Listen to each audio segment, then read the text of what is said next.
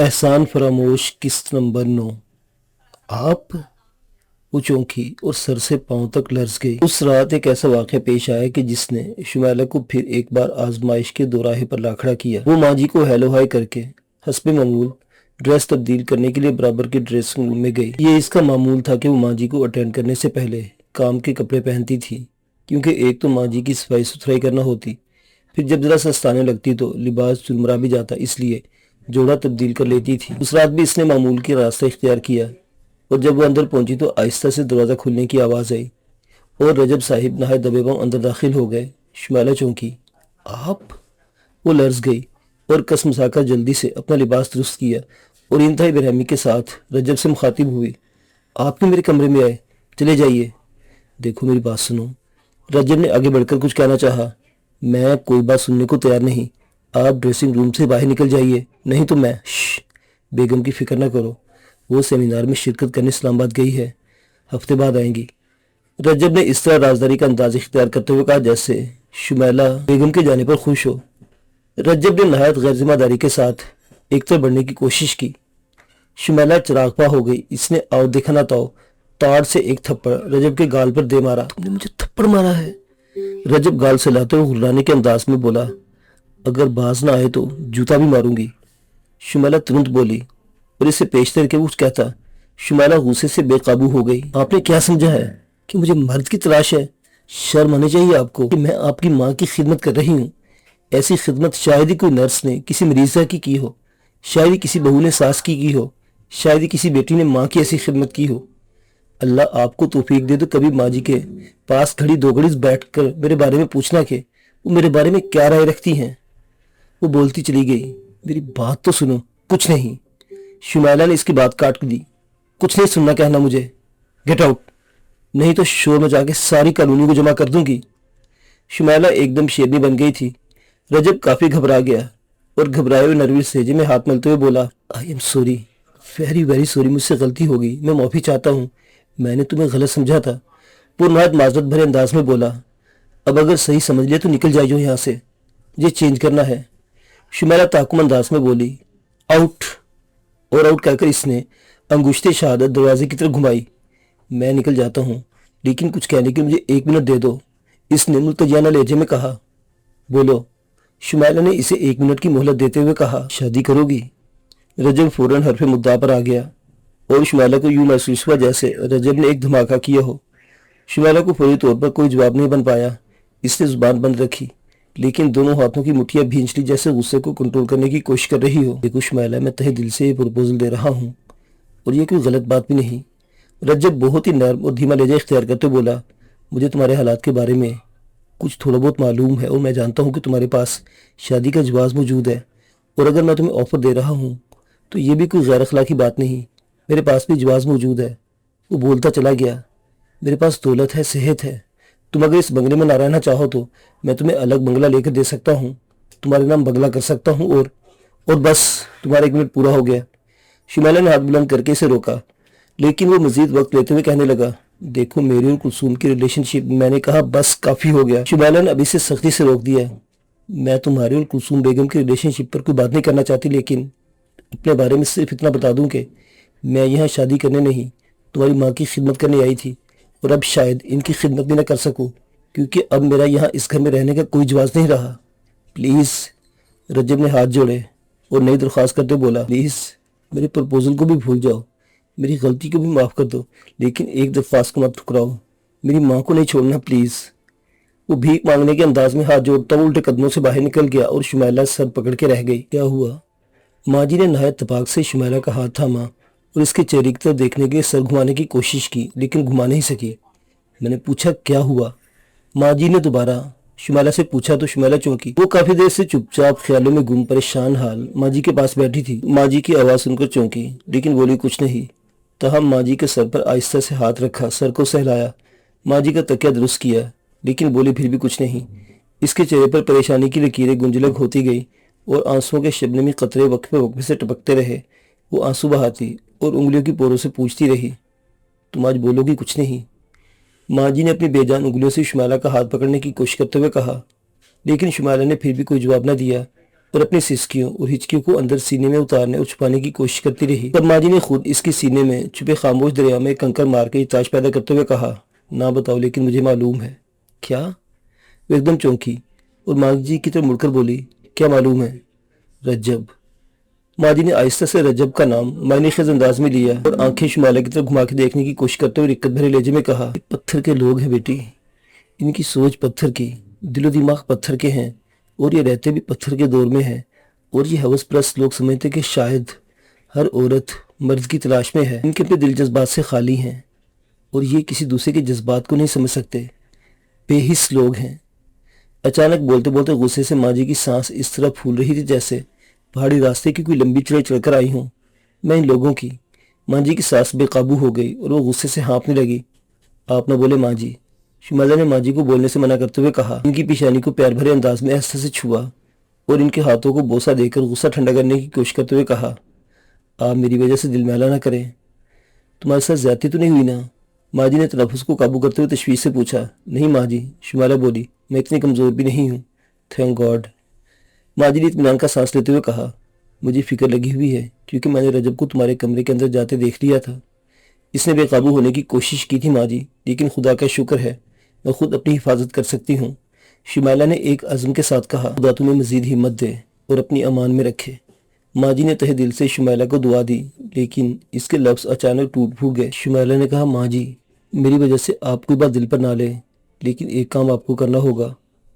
माँ जी जवाब में कुछ ना बोले और सवालिया नज़रों से शुमाला को देखने लगी तो इसे अपनी बात मुकम्मल करते हुए कहा, आप रात की खिदमतगार का बंदोबस्त कर लें, अब यहाँ नहीं रह सकूंगी। क्या क्या कहा तुमने? माँ चौंकी। क्या मुझे छोड़कर चली जाओगी तुम? हाँ माँ जी, अब मेरा यहाँ रहना दुरुस्त नहीं, शुमाला ने खुलकर कहा। साथ ही माँ जी का हाथ मजबूती से अपने हाथ में थाम लिया। वो बहुत जज्बाती हो गई थी। माँ जी गमज़दा हो गई। तुम तो मेरी बेटी बनी थी, माँ जी ने सदमे से कहा। इनकी आवाज़ में रिक्कत पैदा हो गई थी। बेटी तो मैं हूँ आपकी माँ जी, शुमाला बोली। तो फिर छोड़कर क्यों जा रही हो? माँ जी बोली, मैंने सुना था बेटे माँ को छोड़ देते हैं, लेकिन बेटी कभी नहीं छोड़ती। तुम कैसी बेटी हो? कहो छोड़कर नहीं जाओगी? माँ जी, मुझे जाना होगा, अब दिल उठ गया है। वो दिल बर्दाश्त होकर बेजारी से बोली, मुझसे पहले दिल उठ गया तुम्हारा? माँ ने दुख भरे लहजे में कहा। थोड़ी देर पहले का धचका काफ़ी नहीं कि दूसरा सदमा दे रही हो, इसने इल्तिजा करते हुए कहा। मत छोड़ो मुझे बेटी। नहीं माँ जी, अब आप मुझे नहीं रोक सकेंगी। मुझे ऐसा लगने लगा है कि जैसे इस घर में कोई राक्षस मौजूद है जो किसी भी वक्त में चीर फाड़ कर खा जाएगा। शुमाला ने बहुत दुख और खौफ से कहा और माँ ने सर और जिस्म को कदरे तेजी से हरकत दी जो माँ जी की मुद्दत जिस्म के लिहाज से खिलाफ मामूल और खिलाफ तवक्को थी। शुमाला ने महसूस किया कि माँ की मुद्दा बदन में अचानक जैसे अनोखा करंट आ रहा हो। माँ जी के जिस्म में एक नामालूम से लर्जिश हुई और शुमाला हैरतज़दा रह गई और इसने सोचा कि शायद इस दुख की घड़ी में माँ को ऐसा शदीद झटका लगा है कि कुदरत ने एक खुशगवार मौजज़ा दिखा दिया है जिसकी रूह से माँ के जिस्म में जैसे खून गर्दिश करने लगा है और अल्लाह के करम से फौरन अपने पाँव पर उठ खड़ी होगी। ऐसा करो। माँ जी की होंठ धीरे से कप आए और आंखें इशारे से उन्होंने शुमाला को कार्नस पर रखी कोई चीज़ उठाने को कहा। चेकबुक। कार्नस पर एक चेकबुक रखी थी जो शुमाला ने उठाकर तजस्सुस से पूछा। हाँ ये रख लो, माँ जी ने कहा। माँ जी क्या है ये? शुमाला ने तजस्सुस से पूछा। इसके अंदर मैंने सारे चेक साइन करके रखे हैं तुम्हारे लिए, जब और जितना जी चाहे पैसा निकाल लेना। वो बमुश्किल बोली। नहीं माँ जी नहीं। शुमाला ने चेकबुक वापस कॉर्नर्स पर रखते हुए घबराहट में कहा। हाँ शम्मो रख लो, तुम मेरी बेटी हो कि बेटी का हक। वो जुमला मुकम्मल नहीं कर पाई और इनके सीने में हल्का हल्का ज़ेरोबम पैदा हुआ। सांस जो कुछ तेज चल रही थी आहिस्ता हुई, ऐसा होते हुए थम गई और आंखें टेढ़ी सी होकर शुमाला की तरफ मुड़ गई। माँ जी। शुमाला दहल गई। माँ जी। शुमाला एक रूंधी हुई चीख निकली और शुमाला के हाथों में माँ जी का नाजुक हाथ सूखे पत्ते की तरह सख्त ठंडा और बेजान हो गया और माँ जी का जिस्म जो थोड़ी देर पहले लर्जा था उस शम्मा की तरह निकला जो गुल होने से पहले भड़कती है। इसकी पथराई हुई आंखें अभी तक शुमाला की जानिब थी। माँ जी, अब तो मैं छोड़ सकती हूँ ना आपको? आप तो पहले ही मुझे छोड़ गई हैं। शुमाला फूट फूट कर रोते हुए बोली और इसकी हिचकियाँ आज सेबज़दा बंगले की दरो दीवार में गुम होकर रह गई। अगर इतना ही मुख्तसर अरसे के लिए मिलना था तो फिर इतनी मोहब्बत क्यों दी थी माँ जी? इसलिए कि तुम्हारी कब्र पर पीछे कोई पानी और फूल डालने वाला हो। शुमाला माँ जी की कब्र पर बैठी चुपके चुपके आंसू बहा रही थी और धीमे धीमे लहजे में बातें कर रही थी। आज माँ जी की तदफीन को तीसरा दिन था। रस्म के मुताबिक लोग तीसरे दिन सोम करते हैं। मरने वाली की ईसाल के लिए قرآن خوانی کرتے ہیں، پھر دیگیں پکتی ہیں، پلاؤ بریانی کھا کر فاتح خوانی ہوتی ہے۔ معلوم نہیں ان سب چیزوں کا مردے کو کچھ فائدہ پہنچتا نہیں، لیکن مرحوم یا مرحومہ کے گھر میں کچھ افراد ضرور جمع ہو جاتے ہیں۔ سیاست کی بات ہوتی ہے، حالات حاضرہ پر تبصرہ ہوتا ہے، کسی کی تعریف کسی کی برائی ہوتی ہے، مرنے والے یا مرنے والی کو بھی یاد کرتا ہے، اور یوں احساس ہوتا ہے مرنے والے کو لوگ بھولے نہیں ہیں۔ اور قبر پر بیٹھی شمیلہ سوچ رہی تھی کہ معلوم نہیں ماں جی کے گھر میں کوئی فاتح خوانی، کوئی رسم کل ہوئی کہ نہیں، کیونکہ شمیلہ ماں جی کی موت کے دن جنازہ اٹھنے تک گھر میں موجود تھی اور خوب روئی تھی، بالکل ایسے ہی جیسے ماں سے بہت زیادہ پیار کرنے والی بیٹی روتی ہے۔ اور جب جنازہ گلی سے نکلا تو دوسری گلی سے شمیلہ نکل گئی تھی اور اس کے بعد لوٹ کر نہیں گئی۔